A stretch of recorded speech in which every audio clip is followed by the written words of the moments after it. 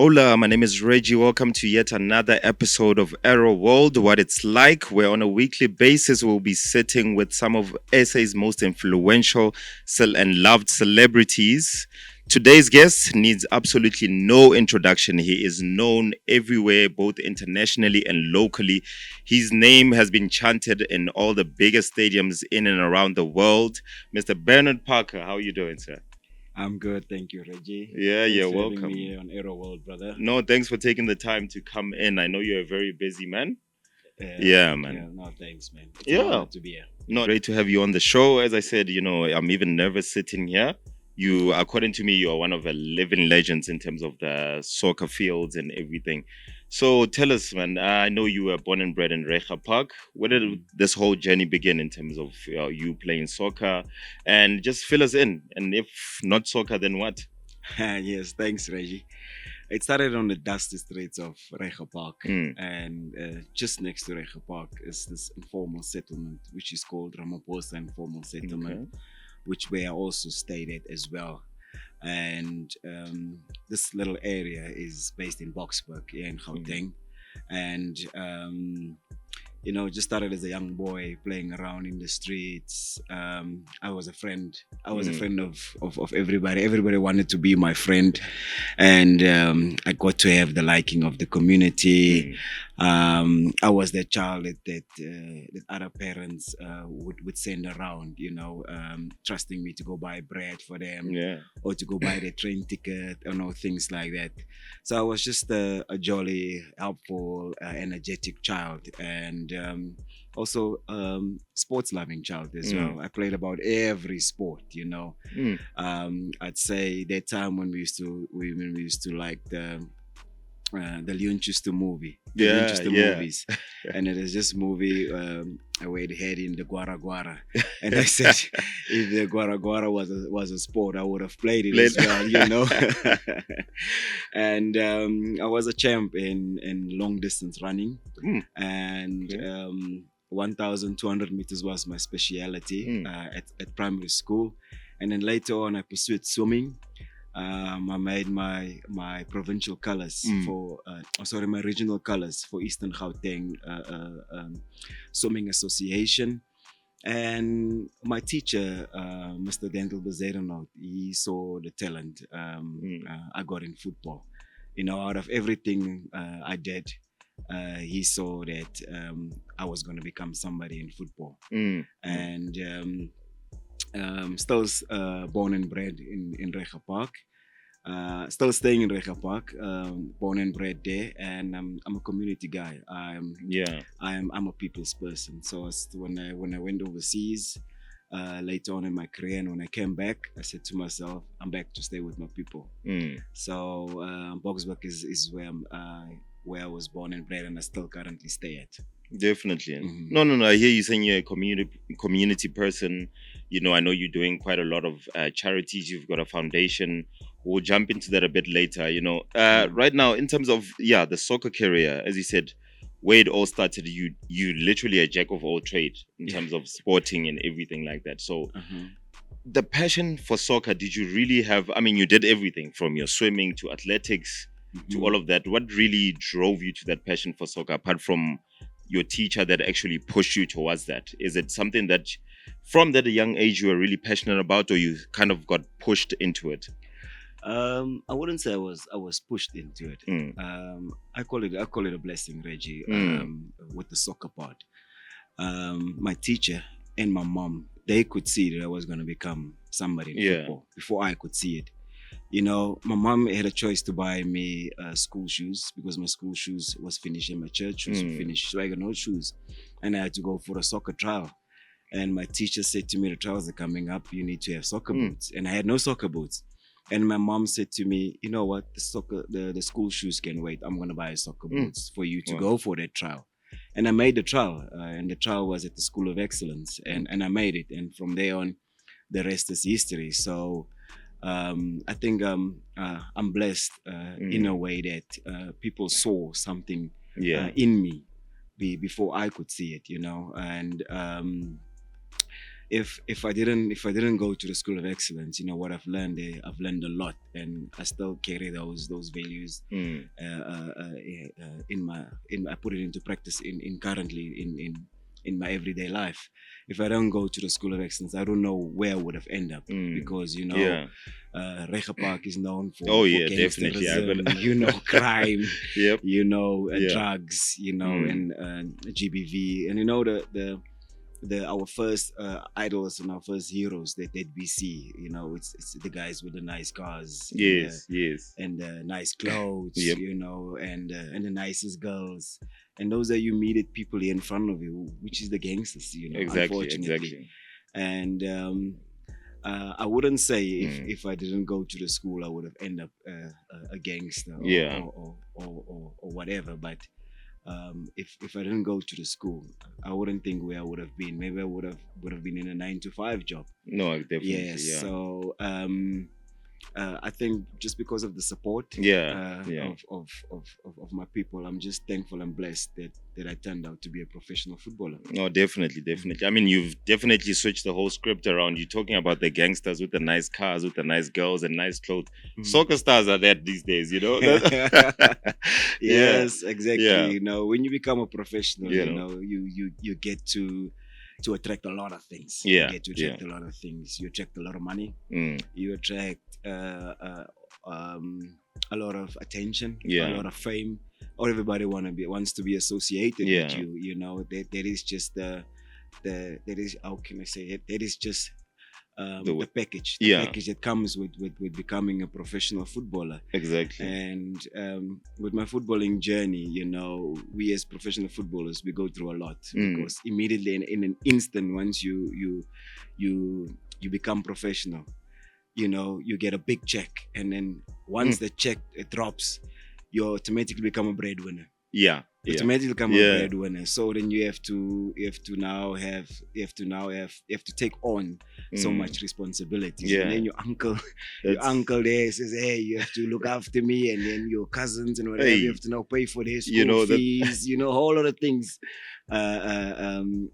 come up. Yeah. As a footballer, and there's a lot of things that we as footballers go through.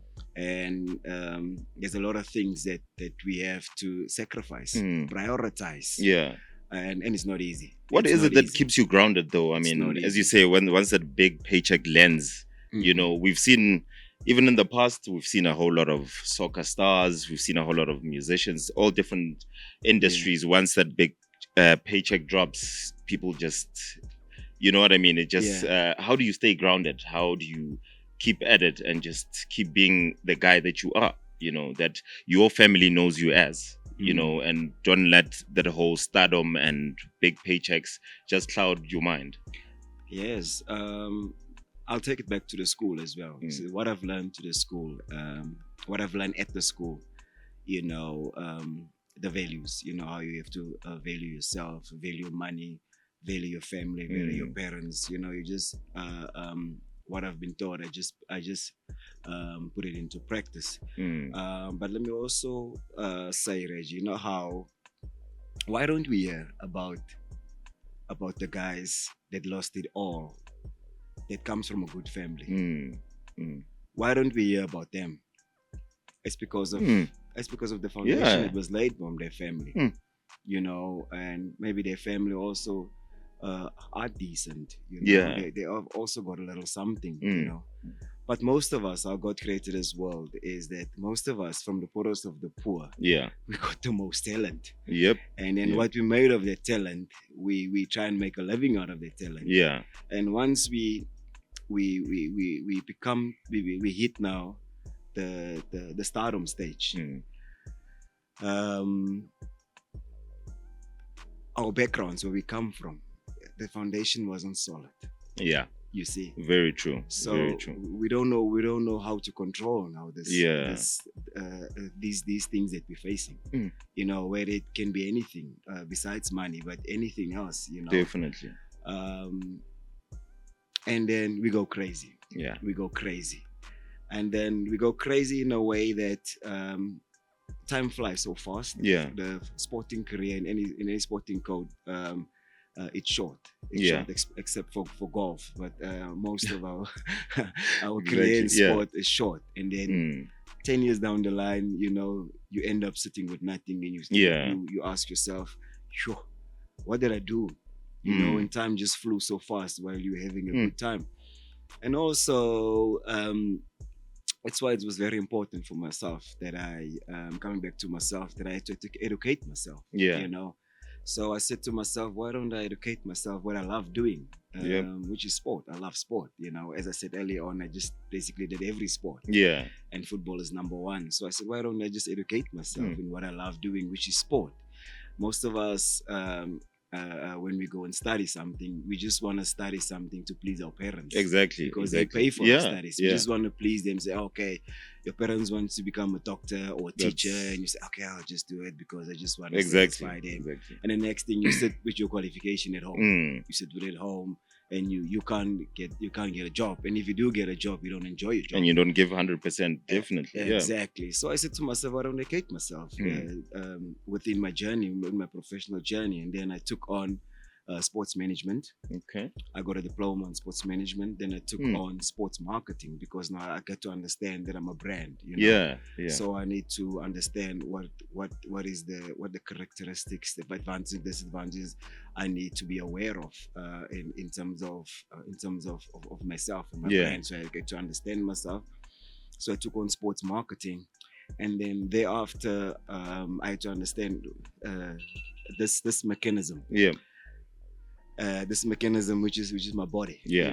Because in sport, your body is Mm. basically your company. Yeah. And I took on personal training. I obtained personal training. I obtained sports nutrition. I obtained exercise science. I obtained group exercise.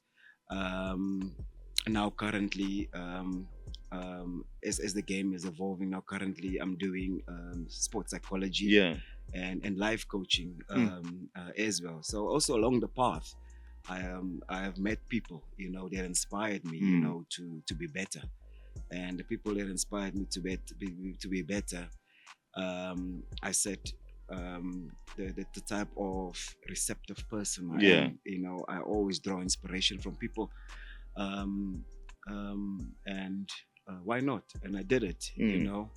And yeah, I think that's Yeah. just the stuff that's been part of my journey. Yeah, I know. I mean, sitting here listening to you, you've like literally, I mean, even out there, you've broken a whole lot of stigmas. We look at just soccer players as just being that. You've done a lot to really just build yourself up and educate yourself.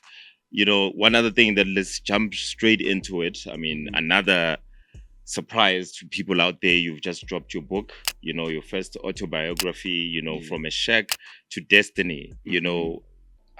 What brought that whole thing about? I mean, just sitting here, I just wanted you to elaborate to the people out there. I can already see you've got a story to tell. You're very passionate about what you do. You've got a whole lot of advice to give out there. What brought about the book, and your collaboration as well with your life coach, Mr. Charlie Peterson, to actually sit down and write this autobiography, and while you are still going? I mean, most people tend to do this while they are now out there in their farmhouses. That career is over, while they're relaxed. You are literally a living legend. You're still going, and your book is out. Like, just tell us a bit more about the book, and Yes, thanks, Reggie. As the inspirational warrior that I am, Dr. Charlie Peterson came to me while I was still at Kaiser Chiefs. So this book, this book in the making has been coming. It's been coming. So while I was still at Kaiser Chiefs, I had about 6 goals to score before I can become the Kaiser Chiefs all-time goal scorer. And Dr. Charlie Peterson came to me firstly as a life coach, and we went over a few things, and he said to me, the career you've been having, it's really, really powerful. It's really inspirational. You have been having such an illustrious career, so you have to tell the story. But before we tell the story, this is number one. We need to obtain first. We need to make history yeah, while you're still playing. and we made history. Definitely. Yeah. I scored those goals. I became Kaizer Chiefs all-time goal Mm. scorer. From thereafter, Mr. Peterson said to me, "You know what? Why don't we put this? Why don't we put this in a book? Mm. And let's see where it will take us." Yeah. And he wasn't so convincing to me. I was just like, Mm. yeah, it's okay. Let's just carry on with it. And we, because of his passion and because of my eagerness also now to see how this will turn out, we worked. We kept in touch on a monthly basis, and it took us about over a year to get this book ready. And once the book got ready, he said to me, "You know what? Let's inspire, because after everything that we have accumulated for the book, everybody is more or less speaking about the same thing. Yeah. What a true professional I am, what a modern professional I am to the game, and that's truly inspiration. And I said, and when we discussed, and I said, why don't we release the book? Because we need to inspire that young boy child, girl child Definitely. out Yeah. there, to say that anything is possible. No matter where you Exactly. come from, your circumstance, your upbringing, environment, your dreams can be Yes. achieved. If you believe, you can achieve. Yeah. And we released the book, and when we took the first part of the book to Dr. Kaiser Mtawung, Mm. our Kaiser Chiefs chairman, and we said to him if he would give something about me in the book. Yes. And the busy man he was so blown away. Mm. Within a week, he gave us something back. Wow. The Wow. busy person he is. Yep. Usually, Yep. if you get, it's hard to get a meeting Yeah. with him. Yeah. He gave us something. Benny McCarthy gave us something. Coaches that have been coached by gave me something. Wow. Players that I play with gave something.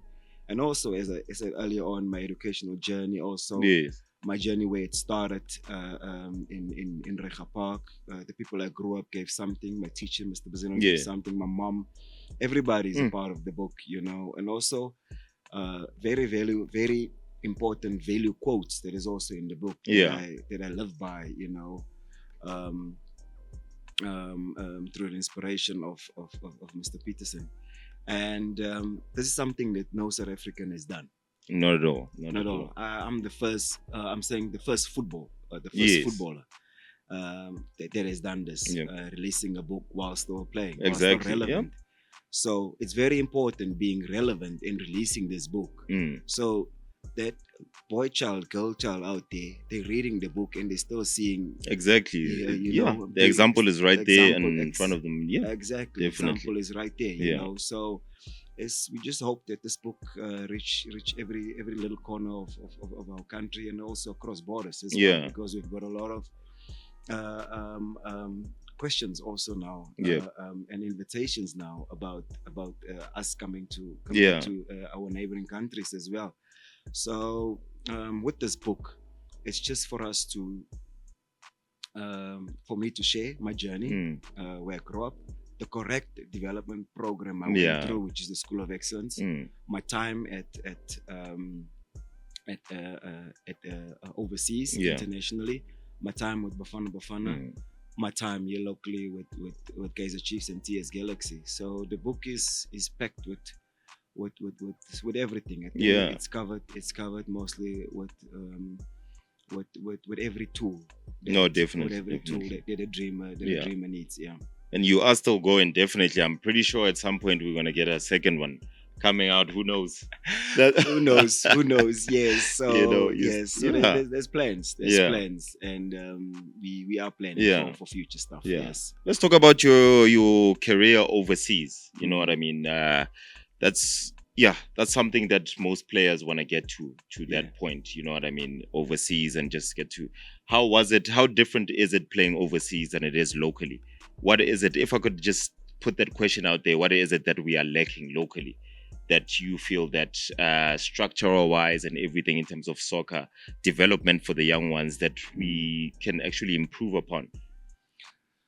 The mindset.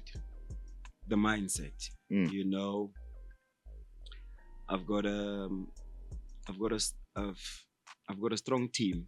Mm. Myself and Mr. Peterson, Mm. in terms of the mental part of the game here in South Africa that we do not pay attention to. Mm. The amount of talent that we have here is so much better than the Yeah. talent that they have in Europe. Mm. It's just the mindset, Wow. the mental strength, the character, Mm. you know, the attitude, the positive attitude, and also not to forget the development part of your footballing stages as well. You know, most of us here at home has jumped a little bit of hurdles or went past a few, how can I say, a few ethics or so that we didn't take along the journey. And then when you become professional, you know, some of us ask, what happened to that player? Why he's no longer in football? You know, and then your journey just becomes short.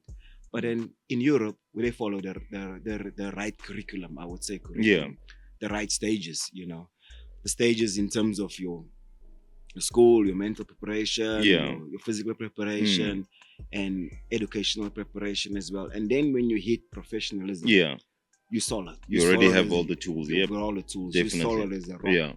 Nobody can push you over. Nothing can touch you.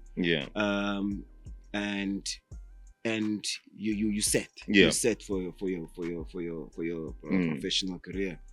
So us here at home, we handle the things a bit different. Which I believe can be better. And if it does get better, we will see a lot of our stars here at home playing in one of the big leagues in Europe. You know? We already got one player in the Premier League, which is now Foster. We don't have any player in the Italian league. No player in the Spanish league. No player in the French league. No player in the top league, Bundesliga. We don't. We only got one player. And here in South Africa, we've got everything. We've got the facilities. We've got everything here.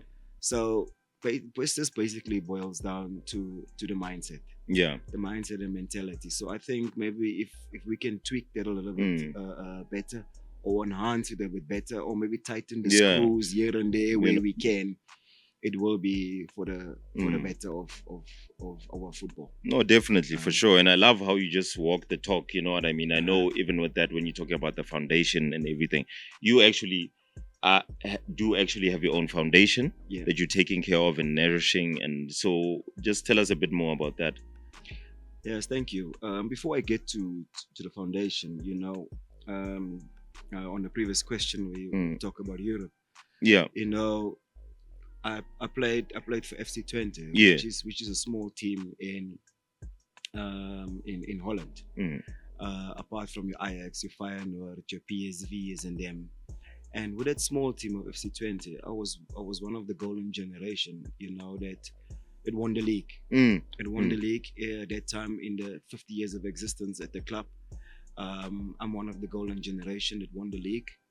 And thereafter, the team hasn't won the league thereafter. So, and then also now participating with the team into the Champions League, which is also the very first time for the team participating in Champions League. Then the year after, we participate in the Europa League. You know, so I could basically say that in my footballing career, I have tasted the highest level, you know, which is UEFA Champions League. Also here at home with Bafana, you know, the World Cup as well. And also with Kaizer Chiefs, you know, for over 10 years at the top level. So so that is, football has taught me a lot. And what I've seen by traveling around the world and places that I've seen, you know, giving back is definitely close to my heart. And that's why we started the foundation, you know, the Bernard Parker Foundation, in order also to help athletes to Yeah. understand the power of sport, Mm. how to make use of the power of sport to sustain yourself Yeah. within sport, and also to make a career out of sport Mm. as well.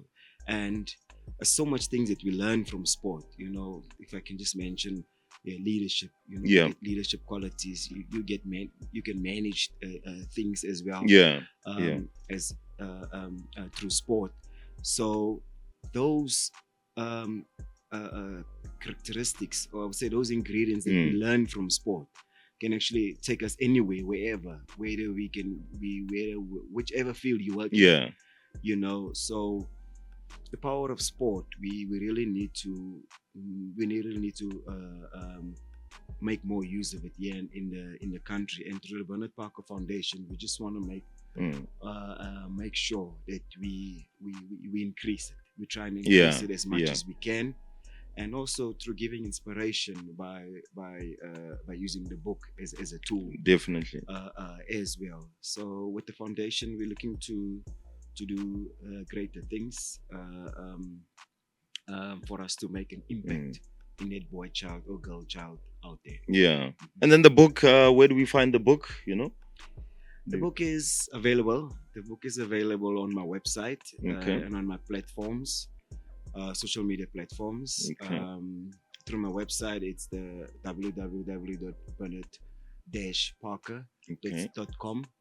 And also on all the social media platforms, it's Bernard Parker. You won't miss it. You won't miss it. It's verified. You won't miss it. And so the book can be found there. And also in due course, we're just waiting for confirmation and in which stores you can also find the book. Yeah. There's a little bit of a delay there. Okay. So every update you'll get on those platforms. No, definitely. Yeah. No, thank you so much for taking time out to come and chill with us. So final question, we just want to know, what is it like to be a famous soccer player? It's a tough question. It's the first time I hear of such a question. I don't know how to answer that question. Really. I don't know how to answer that question. But I would say, I'd say it's cool. That's all I can say. Yeah. It's cool to be a celebrity. I would say. Say. No, definitely. Thank you so much, Bernard Parker. Thank you so much, everybody, for chilling with us while we have a chat with Bernard Parker. Join us on the very next episode of Aero World, what it's like, as we chill with some of South Africa's most influential and loved celebrities to just get an insight into their lives. Thank you so much. Peace.